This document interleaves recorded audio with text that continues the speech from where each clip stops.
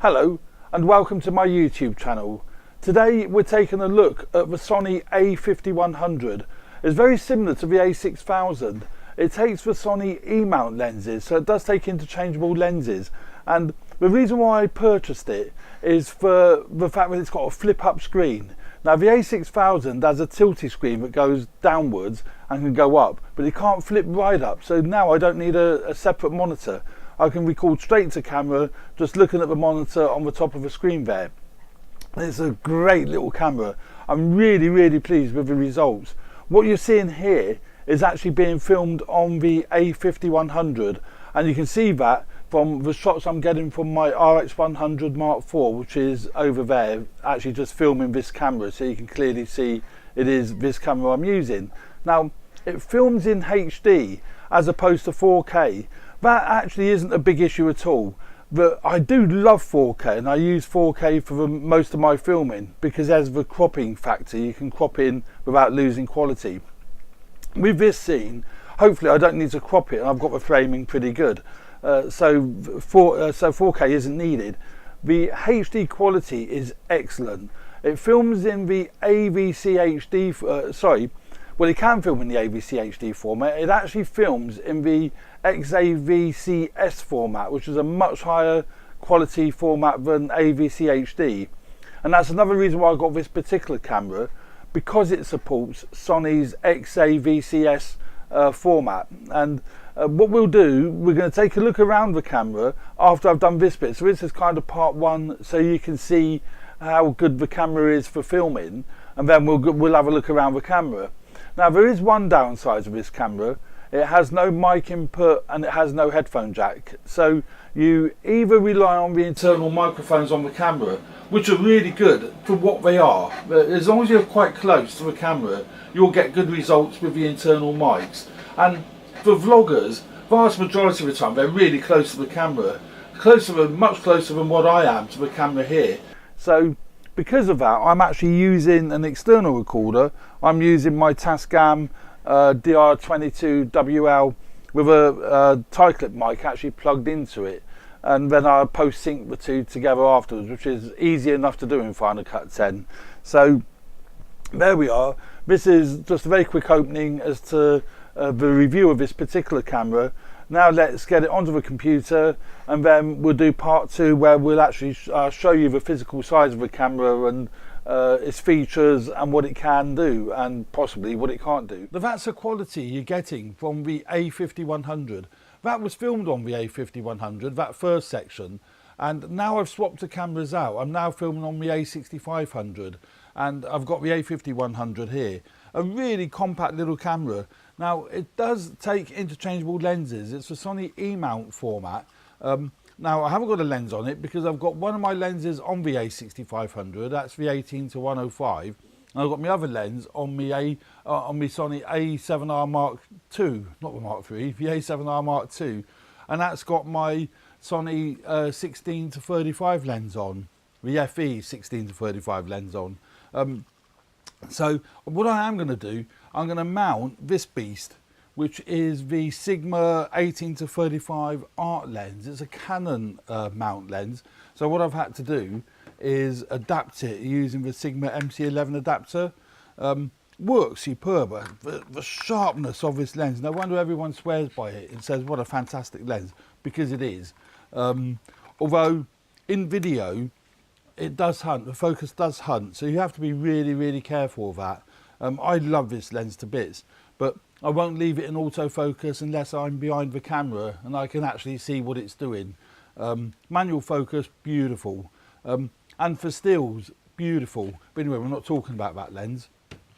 We're talking about the camera, and it's the a5100. It's the same sensor as the Sony a6000, which is a 24.3 megapixel APS-C sensor. So you're getting really crisp images. If you're using it for stills, you'll get great stills out of it. You really will. It's pretty much identical to the quality you get from the a6000. Everyone knows, they rave about the a6000. Now I went for this one over and above the a6000, although I did buy the a6000, I then sold it.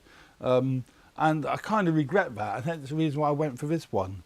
But what attracted me to this one was its tilty-wilty screen, which is fantastic if you're doing vlogging. Let's just stick a lens on so I can power it up and show you. And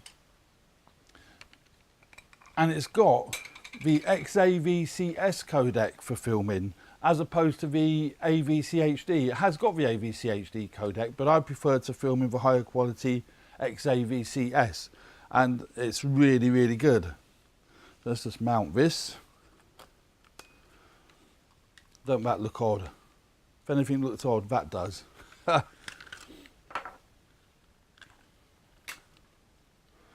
There we go. So you can see how small that body is on a huge great lens like that. That is unbelievable, isn't it? But the quality, again, as I say, this is a cheap camera. It's not an expensive camera at all. With a lens, it's around about, I mean, it's about 450 quid here in the UK as of November 2017.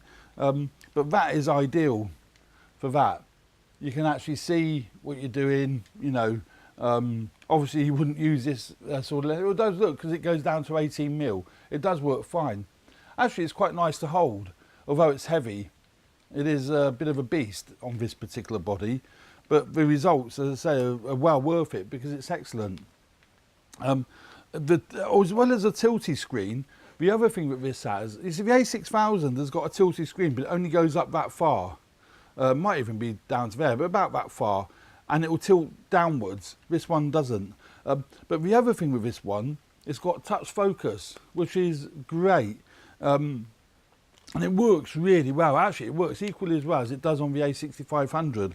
So you can actually touch the focus. The features on here are every bit as the same, pretty much the same as the A6000.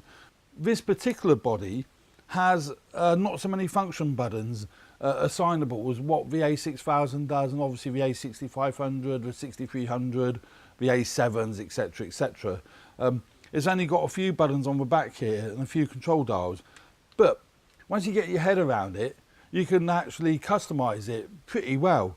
For example, the question mark button I've assigned to the what would be the program dial on the top, you know, automatic program, shutter privacy, aperture privacy, etc, etc. And I've assigned it to that, so you can quickly change your, it's a mode dial, you can quickly change to shutter, aperture privacy, whatever. The center button I've got for your focus. ISO I've left as it is, and then exposure compensation at the bottom. You know, so you know it actually isn't that bad at all. You don't need to worry about sound settings on here. There is no microphone, as I said earlier. There is no microphone input and no headphone jack. So I use, as I showed you, an external recorder with a tie clip mic or with a gun mic or whatever, and then sync it afterwards. So that in itself isn't a big deal. But if you're using it, which is really handy for vlogging, and you're doing it like that, then you're pretty close. If you're using a different lens, you're pretty close to where the microphones are. And the sound quality actually isn't too bad. You know, it's reasonable. You can get away with it. But you can also, as I say, use an external microphone and plug that in. There's not really a great deal more to say about this because it is very similar to the A6000, and it produces pretty much identical images because the sensor is exactly the same. I've got a few notes here. 6 frames a second, yeah, 3-inch tilty-wilty screen, flippy-uppy screen, and really light and compact. Also, which is, I think, worthy of Sony, uses the same batteries as the A6000, 6500, 6300, the A7s, and it's this little FW50 battery. Yeah, it's a small battery, but you know, if you've got 2 or 3, maybe 4, well, you don't need 4 really, 2 or 3, you'll be absolutely fine. There's no big deal. There's a lot of people making a big deal about the fact the batteries are too small. If you're doing something professionally, yeah, it can be a real pain in the bum. You're having to keep changing batteries, but I've not had a big issue. I've not had any issues with the batteries. I'm using both the A7 well, the A7R2 over here and the A6500. The batteries will run fine for what I need.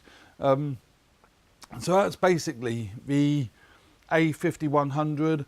It has got a zoom ring around the actual, I don't even know if it will work with this lens, probably won't. No, I mean, well, let's just put it into video mode.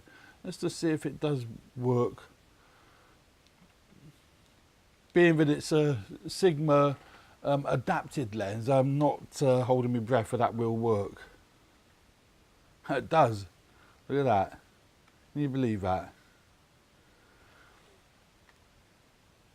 These Sigma art lenses are very, very good. You know, I love them. Absolutely love them. I've got a review coming up actually on the Sigma 24-105 DG art lens for the full frame. I'll be doing that and fitting it to my A7R2. So yeah, so the zoom lever does work. It seems to work. I've tried it with both my Sony lenses and it works fine. So there is obviously a communication between this and most lenses. That's about it really. There's not a great deal more I can say about this camera, other than the fact the video quality, albeit HD, it isn't 4K. You need to go up to the A7Ss, the A7Rs, the A6500, and you know, whatever to do 4K. But the HD quality, because of the XAVCS codec, is extremely good. It's very, very good. And again, for vlogging or a lot of video stuff, you don't need more than HD. I use 4K, as I said earlier, so I can crop the image in. Quite often I might get the framing slightly out and then I can crop it tighter and nobody's none the wiser.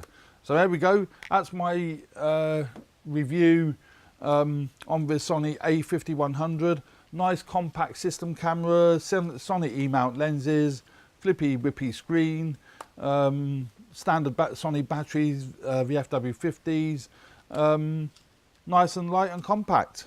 So if you do like my reviews and you enjoy this channel, I really appreciate people liking my reviews and hitting the subscribe button and telling all your friends. So keep your eye out for more camera and audio related gear reviews. Thanks very much for watching. Bye for now.